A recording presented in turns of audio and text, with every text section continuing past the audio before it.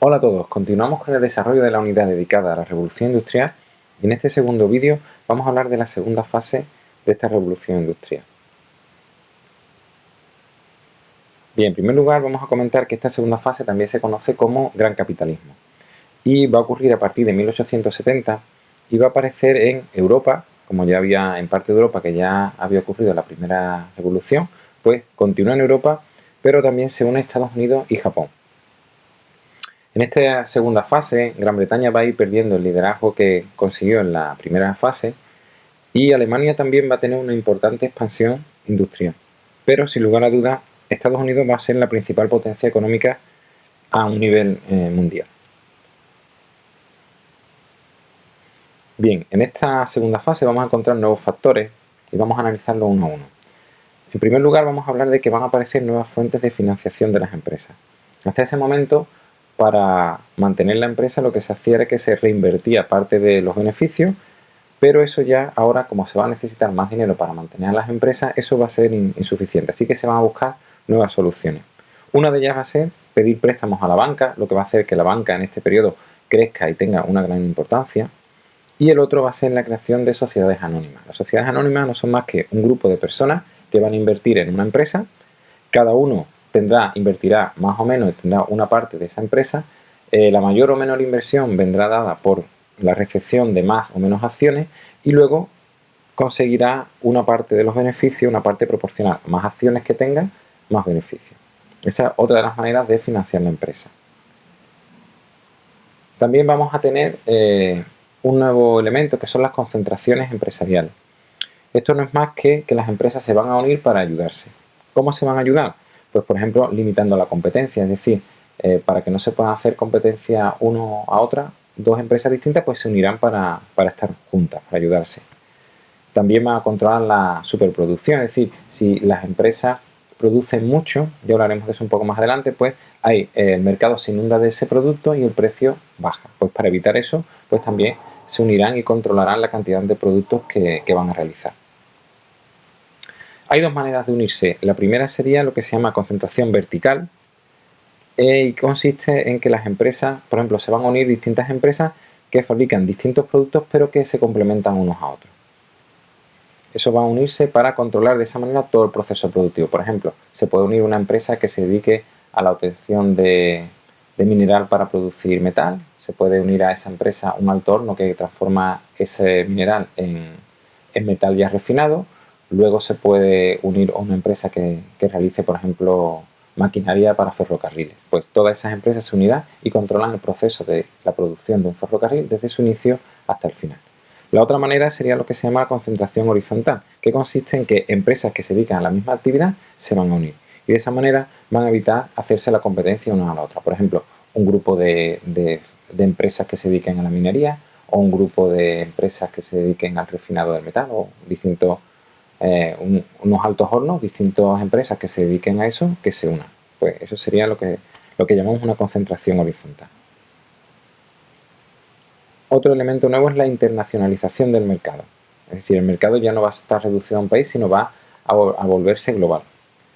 Eso se va a conseguir, vamos a tener unas relaciones, como decimos, a nivel mundial, esas relaciones comerciales, pero va a hacerse de una manera desigual.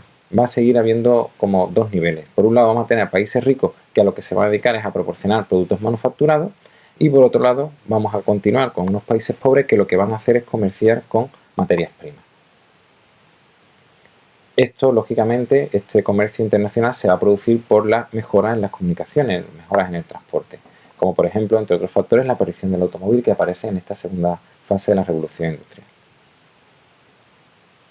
Otro elemento va a ser las nuevas fuentes de energía, principalmente la energía eléctrica, todo parte del invento de la bombilla de Edison, y también de Verges que descubre cómo extraer electricidad a partir de la fuerza del agua, lo que se llaman las centrales hidroeléctricas.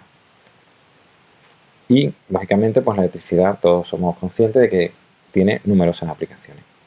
Por ejemplo, el alumbrado, para las comunicaciones, transporte, los tranvías eléctricos, etc. Y por otro lado vamos a tener el petróleo. El petróleo va a tener una gran importancia una vez que empiece a utilizarse como combustible. Empieza a extraerse para este uso en 1859 en Estados Unidos. También vamos a tener avances técnicos, avances a la hora de hablar de inventos y nuevas técnicas, como por ejemplo el uso de nuevos metales. Van a introducirse nuevos tipos de metales y también, por ejemplo, el acero se va a mejorar su producción con la utilización del convertidor Bessemer, que es un sistema que hace que el acero se produzca con mayor calidad. Y también, por ejemplo, otros inventos como el teléfono, la bombilla de la que ya hemos hablado, el telégrafo sin hilos, el motor de explosión, el coche, el cine, el cinematógrafo y, por ejemplo, el dirigible.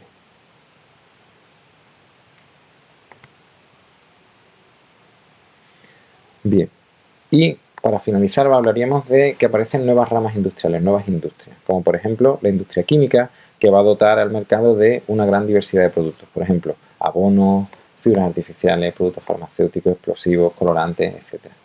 También tendrá mucha importancia en la industria eléctrica, como ya hemos comentado, y en esta época aparecen empresas como Siemens, Philips, AEG, etc.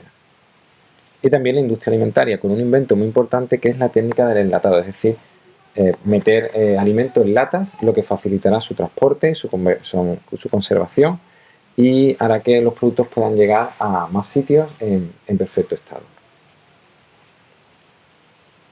Bien, para terminar vamos a hablar del liberalismo económico. El liberalismo económico aparece con la revolución industrial y se va a imponer como un nuevo sistema económico. Anteriormente pues hablamos del mercantilismo, también comentamos algo de la fisiocracia y relacionado un poco con eso, continuador de la fisiocracia en algunos aspectos, nos va a llevar al liberalismo económico.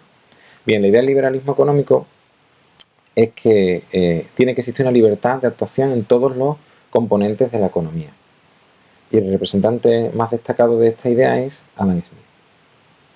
Bien, ¿en qué consiste este liberalismo económico? Pues sus principios básicos serán los siguientes. Primero, el trabajo es lo que se considera la única fuente de riqueza. Ya no tiene nada que ver cuando hablábamos del mercantilismo, de las materias primas, del oro, de la plata. No, aquí la fuente principal de riqueza va a ser el trabajo.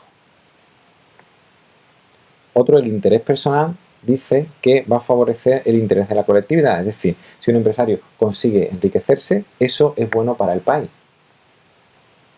Otro elemento es que la actividad económica se va a basar en la ley de la oferta y de la demanda. Es importante, vamos a explicarlo, ya que de esta manera se van a regular, por ejemplo, los precios. Es decir, si el mercado quiere un producto, existe una demanda de ese producto, pues las empresas van a posibilitar que existan. Aumentarán la producción de ese producto, aumentará la oferta. Y eso supondrá una subida de los precios. Es decir, si la gente quiere un producto, yo doy ese producto, puedo pedir el precio que en principio quiera por ese producto. Eso también funcionará con los salarios. Si hay mucha oferta de trabajo, pues la gente trabajará por menos dinero, porque hay mucha gente que quiere trabajar, la demanda es limitada, pues los empresarios pueden pedir el sueldo que quieran porque saben que van a tener gente que va a estar dispuesta a trabajar con ese sueldo y con esas condiciones. Otro elemento otro principio de este liberalismo económico es que se dice que el gobierno no debe intervenir en los procesos de producción e intercambio. Las empresas tienen que trabajar sin ningún tipo de obstáculo, de esa libertad, de ahí viene el término también liberalismo. Y como decimos, el intercambio tiene que ser libre, no debe limitarse por el Estado. Es lo que se llama el librecambismo, la libertad de intercambio. Es decir, el Estado no debe cobrar impuestos ni imponer aranceles que encarezcan los productos. El Estado no debe meterse en el comercio. Bien, pues de todo esto vemos que quien va a salir favorecido van a ser los empresarios capitalistas. ¿Por qué? Pues porque no van a tener ningún tipo de restricción por parte del Estado y eso va a llevar a que pues, se generalice el despido libre, los salarios bajos, etc. Eso va a llevar a que aparezcan importantes injusticias sociales y que desencadenará la aparición del movimiento obrero. Bien, pues el movimiento obrero será uno de los aspectos que veremos en el siguiente vídeo. Hasta aquí que estamos viendo. Espero que os haya parecido interesante y gracias por verlo.